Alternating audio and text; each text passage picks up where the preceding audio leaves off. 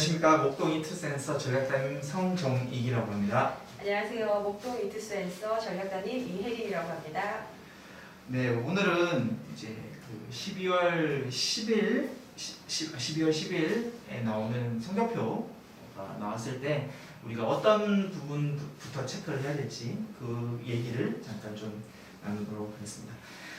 선생님 혹시 궁금한 거 있으시면? 일단 선생님 오늘 네네. 정시를 어떻게 대비하는지 그 예. 성적표가 나오고서부터 이제 수시 정시 대비하는 그 흐름을 알려주시면 제가 학생들 입장에서 질문을 한번 해보도록 하겠습니다. 그럴까요? 네. 네. 성적표가 나왔을 때 선생님 혹시 뭐 어떤 부분 먼저 보세요? 저는 일단 학생들 성적표를 보면 네네. 거기 이제 성적표에는 다양한 지표가 나와 있잖아요. 네네. 표준 점수나 백분위 이제 그런 걸 보고 등급을 보죠. 근데 네네. 이제 사실 제일 먼저 들어오는 건 이제 수시 때는 아무래도 네. 등급이 중요한 거고 그렇지. 그다음에 정시 때는 더 세부적인 지표가 눈에는 들어오는데 솔직히 말씀드리면 등급? 네. 보통 이제 다들 네. 등급 이제 얘기 많이 하셔요. 등급합 얼마냐, 네, 뭐 그쵸. 이렇게 뭐 1, 2, 1, 1, 1 뭐 이런 식으로 그렇게 외우고 계시니까. 아무래도 성적표가 나오면 일단 저희가 바로 정시가 되는 게 아니라 네네. 수시가 기다리고 있으니 그러다 보니까 최저를 맞췄냐 안 맞췄냐가 그죠. 중요하잖아요. 보통은 그렇게 이제 인식이 되는 경우가 많은 것 같은데 이제 나중에 이제 실질적으로 정시에서 활용하는 지표는 표준 점수라든가 백분위 뭐 이런 쪽에 가깝죠. 이제 근데 그런 부분에서 입시 기관에서 그 점수를 갖고 해석을 해주긴 합니다. 대학별 환산 점수라는 이름으로 해석을 해주지만 저는 개인적으로는 종이 배치표 혹은 아니면 온라인 배치표라고 하는 우리가 뭐 장판 배치표라고 네, 종이로 된 거 이렇게 있죠. 큰 거 말씀하시는 건 거죠? 아니면 PDF 이렇게 파일 나온 거를 먼저 체크할 필요가 있다라고 생각을 하는데 그 부분은 이제 우리가 받아낸 그 표준 점수라든가 백분위를 갖고 갈 수 있는 대학의 라인을 적정 라인을 먼저 잡아놓고 정시 입시를 대비해야 된다라고 생각합니다. 일단 이제 수시는 등급합 정도를 보고 그다음에 이제 네네. 그게 끝나고 나면 이제 정시를 대비하는 입장에서는 표준 점수랑 백분위를 보고 장판을 봐라. 네네. 종이 배치표를 봐라. 당연히 그 네. 부분이 먼저 또 돼야 되는 이유가 보통 이제 서울 상위권 대학들 같은 경우 탐구 변환 점수라는 것들을 이제 공개하고 그 점수가 나와야지 대학별 환산 점수가 명확하게 체크가 되는데 근데 그 전에 우리가 할 수 있는 거는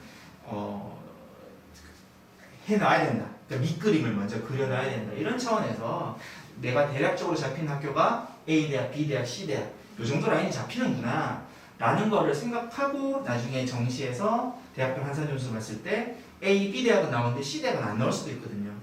C 대학은 왜 안 나오지? 나한테 이제 내 점수 구조상 불리한 대학이라서 빠진 거고 생각지 못했던 D라는 대학이 들어올 수도 있습니다. 그러니까 이 D라는 대학은 생각보다 유리하게 잡혀서 원래 내가 생각했던 적정 라인보다 위에 있는 학교인데 D라는 학교가 잡힐 수도 있는 그런 부분이기 때문에 그 전에 정시를 본격적으로 이제 대학이 앞서서 먼저 우리가 체크해 놔야 된다. 적정 라인을 체크해 둘 필요가 있다. 그런 차원에서 배치표는 꼭 먼저 활용하는 것이 좋다라고 일단 생각해요. 큰 그림, 빅픽처를 네, 그리기 위해서 기준을 잡아야 된다. 네, 기준을 잡아놔야 된다. 그 그다음에 기준. 아까 이제 뭐 어느 대학은 잡힌다 안 잡힌다 이제 이 말씀을 하셨는데 그게 네. 잡힌다 얘기는 뭐 입시 기관에서 이제 지원 대학으로 잡힌다 안 잡힌다 이제 그 말씀을 하시는 거죠? 네, 보통 이제 입시 기관들마다 이제 뭐 안정, 상향, 적정, 하향, 안정 뭐 이런 식으로 이렇게 등급이라 그러면 좀 이상하거든요. 적정 예, 분류를 네네 분류를 합격 가능성을 분류를 그런 체계로 이제 진행하고 있는데 대학별 환산 점수라는 것이 입시 기관별로 이렇게 해석하는 부분이잖아요. 동일한 결과를 놓고 해석하는 부분인데 그 해석하는 여지들이 좀 다를 수 있다라고 생각합니다. 그런 부분들은 사실 오히려 엇갈리는 결과, 그러니까 A라는 입시 기관에서는 적정이라고 봤는데, 괜찮다고 봤는데, 합격 가능성이 괜찮다고 봤는데, B라는 입시 기관에서는 좀 위험하다, 혹은 아니면 상향이다 이렇게 봤을 때 그런 게 사실은 좀 더 학생들이 정시를 지원할 때 헷갈려하는 부분인 것 같아요. 네. 그런 부분들 있어서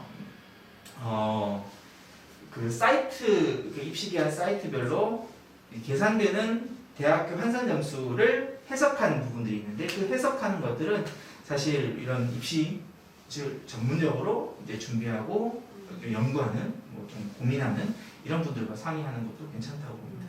어쨌든 대학별 그 전형에 따라서 환산 점수는 다 같은데 네. 회사별로 좀 다르니 네네. 그 부분에 대해서는 해석의 여지가 좀 다 있다. 뭐 이런 네네. 얘기신 것 같아요. 네, 그런 부분들 같은 경우는 다 따져보는 것들이 특히나 올 한 해만 따져보는 건 괜찮지만 그 전년도, 전전년도 입시는 어떻게 됐는지 왜냐하면 이런 부분들이 사람이 하는 일이다 보니까 어떤 경향성이라든가 추이라든가 그런 것들을 확인하고 봤을 때 이제 좀 더 우리가 입시에 좀 정답에 가까운 부분에 도달할 수 있다고 보는데 그런 부분들은 보통 이제 입시를 여러 해 거친 사람이 아닌 경우에는 그런 그 추이를 알기는 쉽지가 않아서 그러다 보니까 아무래도 좀 전문가라고 얘기하는 분들과 이제 상의를 해서 결정하는 것도 저는 괜찮다고 생각해요. 그 전문가와 상의하는 방법은 그럼 다음 시간에 좀 더 자세하게 야근 그럴 수 있을까요?